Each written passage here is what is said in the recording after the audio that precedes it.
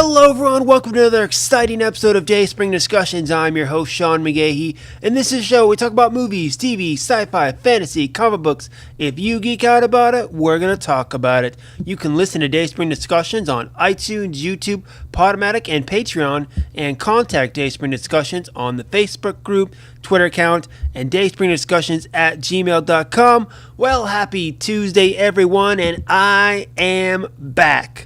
Guys, it's been 2 weeks since I have recorded a show, and lots of stuff has happened. When last you left me, I was on my way to New York City. My wife and I were on our first trip to the Big Apple. We went there, we went to Times Square, we did Central Park, we did Statue of Liberty, Ellis Island, Rockefeller Center, all that stuff, and of course we saw a Broadway show, Harry Potter and the Cursed Child. It was fun. My wife, who's a big Harry Potter fan, really enjoyed it, so we did have a good time, of course. Not a fan of Times Square, though, to be honest. Too crowded for my taste, just too loud, not really my thing, but go a couple blocks away from there, and you enter Hell's Kitchen. That's right, the neighborhood Matt Murdock Daredevil goes around, and I think it's a quaint little place. Check it out if you're ever in New York. And I visited Midtown Comics in Times Square. I've heard about this comic book store my whole life, seen ads for it in comic books, and I finally got to go there. I bought a little coffee mug from there as my New York souvenir, so had a good time. Following week, came back, had a lot of stuff. Of course, shows are up and running, and I got a lot of shows to watch, guys. I picked up a couple. I'm trying to get through them all, and of course, there's some Netflix shows I'm going to talk about too, but I've just been busy, is what it comes down to, which is why I haven't done a show in a while, but I'm back now, hopefully on a regular schedule, and giving you the news. So since there is a lot to catch up on, pretty much what I'm going to do, I'm going to go through a couple of shows, starting off with some stuff that come out recently, and then I'm going to go down just some recent news, kind of almost rapid fire, really just scrolling down the Dayspring Discussions Facebook group of news and stuff that I posted, and I'll do that until I run out of time. So, of course, fire back on the social media groups and Gmail account. Let me know what you think, guys. All right, starting off, Friday, the Chilling Adventures of Sabrina was released on Netflix based on the comic by Archie Comics. And of course, there was the sitcom on ABC in the 90s starring Melissa Joan Hart, more of a spinoff of that. I checked it out. I'm on episode 5 right now, and I gotta say I'm enjoying it. The sitcom, of course, was very funny and comical. This, they're going very horror and dramatic with it, and I am definitely enjoying it. I got a coworker of mine, Martina. I showed her the trailer for it, and she's a big horror person, loves horror movies. She thought it looked interesting. She hasn't checked it out yet as of a couple days ago. I told her she needs to give it a whirl, then come back to me because I'm really curious to see what she thinks about it as a horror fan. Now, I'm not devouring it like I do some other show I'm going to talk about here in a minute, but again, I am enjoying it. I think it's going to be a little bit of a slow burn on this one. I'll probably finish it maybe next week or, even the week after, depending on how it goes, but I am enjoying it. There's another show on Netflix, season 2 of Castlevania, that I want to check out. I really enjoyed season 1 of that, although I thought it was a little short, but I'm really interested to check out season 2 of that on Netflix. And speaking, of course, of Netflix, last Friday, Daredevil season 3 came out. Everyone's been looking forward to it. I've been looking forward to it. Pretty much took up my weekend. Friday, I watched maybe half the episodes, and then Sunday, I watched the other half. I loved it. It was so good. I'm still debating whether I liked it better than season 2. It's still iffy, but I super enjoyed it. At the end of Defenders, we saw Matt Murdock kind of out of it in the church, and we kind of got the feeling that they were going to play off the famous Daredevil storyline, Born Again.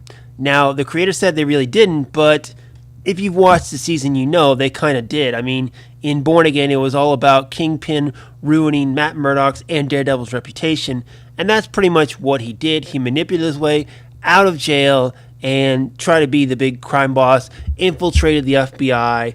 And I know I'm giving away spoilers, but guys, it's been almost 2 weeks, maybe a week and a half, I forget. But if you haven't checked up by now, I don't feel sorry for you, because you need to go do that, especially given the fact that we are down 2 Marvel Netflix shows now. That's right, Iron Fist and Luke Cage both got the axe from Netflix. Now, the streaming service does not give out ratings data, so we don't know if it's from the fact that it had lower ratings. I know these Marvel shows do have a higher budget than some of the other stuff that Netflix does, so comparative wise, maybe that's why they did it.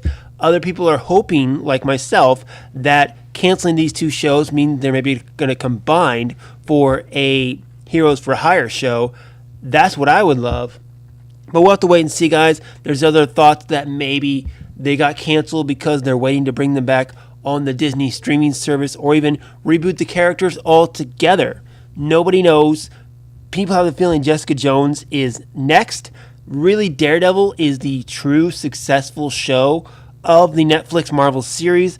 Punisher, everyone enjoyed that as well, but that only had 1 season. I love season 1 of Jessica Jones, hated season 2, which is why I don't care if it gets canceled or not, along with Luke Cage and Iron Fist. So we'll wait till Punisher season 2 comes out and see if it's going to have longevity like Daredevil does. I love Daredevil on Netflix because I'm a TV guy. I like the long form of storytelling, diving into the story, diving into the characters. I think it's more satisfying than just sitting there for 2 hours in a theater. You get more deeper into the characters, into their backstory. So I like a lot of the comic book series, especially, the Marvel series in TV form. Not that I haven't enjoyed the Marvel Cinematic Universe and other Marvel films, but this for me is the perfect way to consume Daredevil. And if they do cancel all the Netflix shows and revamp the characters for the Disney streaming service, or even put them in the MCU, I think I'll be fine with it. I trust Marvel and what they're doing, but we'll wait and see what they have plans for, guys.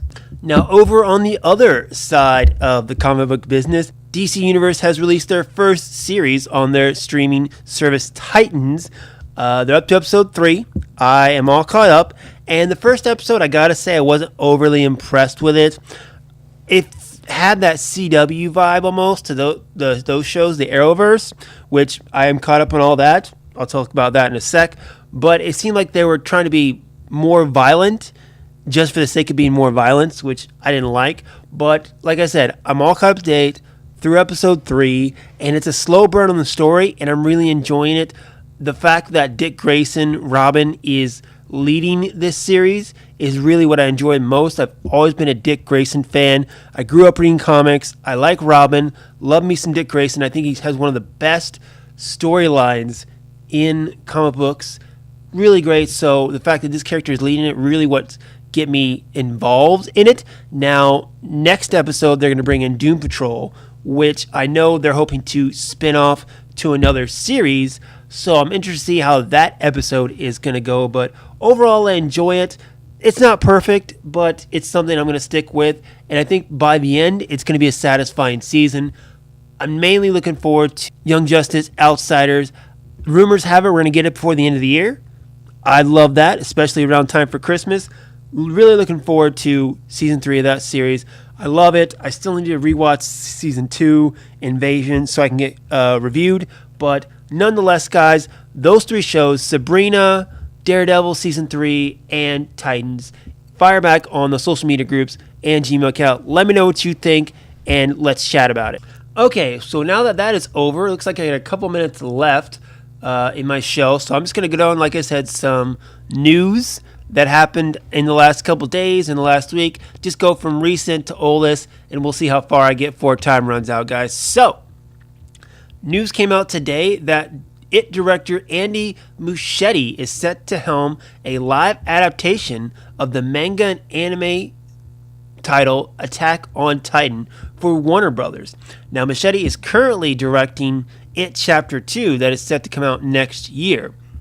Attack on Titan debuted in 2009 and is set in a world where large humanoids known as Titans roam the earth, consuming anything in their path. Standing between the Titans and the remnants of humanity who live in a large walled-off section is the military.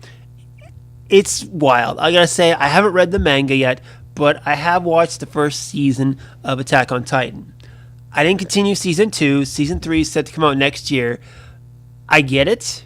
I can see why people like it. It's really far out there and very interesting, very, sci-fi-esque. I get it. A live adaptation could be cool, definitely.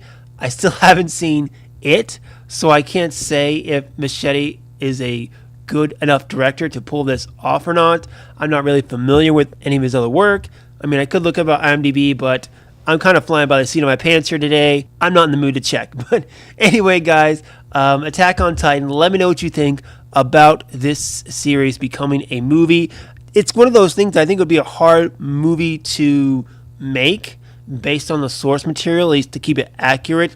You have that Peter Jackson, what is it, Mortal Instruments? Whatever. Isn't that based on a book series? I think it is, but the scale of it almost makes it silly. It's one of those movies that's going to come out around the December 21st release date, and to me, just the grand scale of the story and the set, it makes it seem a little too silly. It makes me seem disinterested in it, but maybe that's me, guys. Fire back, let me know what you think about Attack on Titan. Now, not that long ago, we got a teaser trailer or announcement trailer at New York Comic Con for the Harley Quinn animated series that's going to be on the DC streaming service, DC Universe. And it was announced or told us that Big Bang Theory star Kaylee Cuoco is going to be the voice of Harley Quinn. Well, now we've got several other voice actors confirmed. A couple days ago, Alan Tudyk from Serenity and Con Man is set to play the Joker. We got Brave and the Bold star Derek Bader revealed that he is reprising his role as Batman, doing the voice for the Dark Knight for this. And then we got an announcement as well that Happy and Law & Order veteran Christopher Maloney is going to be voicing James Gordon. So, of course, everyone knows I'm not a Harley Quinn fan, even though my daughter loves Harley Quinn. I never got it. My mind doesn't work that way to where it's one of those characters that I like. Same thing with like Venom and other anti-heroes, I guess you would call them. But nonetheless, this series is shaping up to be a pretty good cast. It's made me interested, especially that announcement trailer made me interested to see how it's going to go. Of course, it's something comic book-esque, and I'm going to at least check it out and give it a shot, as I do all things. But definitely, they're going in the right direction, casting a lot of good people. Bader, I never saw Batman, Brave and the Bold. I would much prefer like Kevin Conroy or something, but that's just my personal choice from my own childhood. But nonetheless, guys, fire back. Let me know what you think about these voice castings for the Harley Quinn animated series. All right, and before I head out of here, guys, I want to take a little trip over to the CW. The Arrowverse shows are in full swing. I just finished last night's DC's Legends Tomorrow and Arrow, so I am all caught up on all 5 shows. And you know what? I really get involved in this. I really get wrapped up in all of them. What is my favorite show so far? It's a tough call because Supergirl this season seems to be doing the immigration metaphor, which is very interesting and makes it very political. Arrow is doing something where years ago there was a pitch for an idea of Green Arrow in prison called Supermax. And I feel like they're really taking that and putting it into this season of Arrow. Flash is interesting because they have his daughter from the future, Nora, there, and you're learning tidbits about the future, and her, definitely an interesting mix into the group. Black Lightning, of course, dealing with the Black Lives Matter movement, again, a little political on that. And then DC's Legends Tomorrow, which, guys, I've always said I'm a big fan of this show until last season when they were collecting all the totems and it got really crazy and weird. And now, if you know this show is just silly fun, it's great. I mean, really, it's what it is. If you accept it for what it is, It's so much fun to watch as just a silly, stupid superhero show. But yes, I'm all caught up, and they're all different. So what would I say my favorite is so far? I honestly couldn't tell you, but I'm enjoying all of them. But I will say I'm excited for this year's crossover titled Elseworld. We've got a lot of tease of stuff that is going down. First off, we know Batwoman's coming in the mix, and Melissa Benoist on her Instagram page posted a picture of the woman playing Batwoman. I can't remember the name off the top of my head. I forget. And like I said, I'm not going to look stuff up today because I'm just going, guys. But honestly, it looks okay. It looks very comic accurate, which sometimes can be a bad thing. Of course, I hate to judge stuff just by pictures until you see them in context. Like with the Titans photos, now that I've watched the Titans series, I see all those bad photos that I judged months ago in context, and they're really not that bad. I mean, they're not great, but they're not as bad as I thought back then just when they were photos. So with this, again, I'm going to hold off judgment until I see it. But one photo that, of course, has got me psyched is there is a photo with Supergirl, Flash, Green Arrow, and another Flash. And guys, first off, let's look at this. Grant Gustin and Stephen Amell have switched costumes, okay? In some Elseworld universe, Stephen Amell is playing Barry Allen and Grant Gustin is playing Oliver Queen. I don't know what's going on there, but one thing I am excited about is John Wesley Shipp back in his original Flash costume. That's right. The man played Flash in the original 90s Flash TV series on CBS. Of course, that's one of the reasons he got this gig as Barry's dad, aka Jay Garrick, in the new series. But here he is in the original costume. I don't know what the hell's going on, but I'm super excited about it. The way this crossover is going, it's going to be crazy. It's going to be nuts. It's going to be, alternate realities and a lot of fun stuff that just really brings out the sweaty comic book nerd in me, and I'm sure a lot of people. So time for you to fire back, guys. Let me know what you think about the CW shows. Which one's your favorite so far this season? And just how excited are you, or what do you think about all these little crossover clues we're getting? All right, guys. Well, that is it for me today. Of course, fire back on the Facebook group and Twitter account. Let me know what you think about any of the stuff I've talked about. And Dayspring discussions at gmail.com. That's always open for discussion as well. Find me personally, Slim Dayspring 12 on Instagram and Twitter. And that's it. Hopefully, I'll be back on Thursday with more news, guys. Until then, enjoy your Halloween, and may the Force be with us all.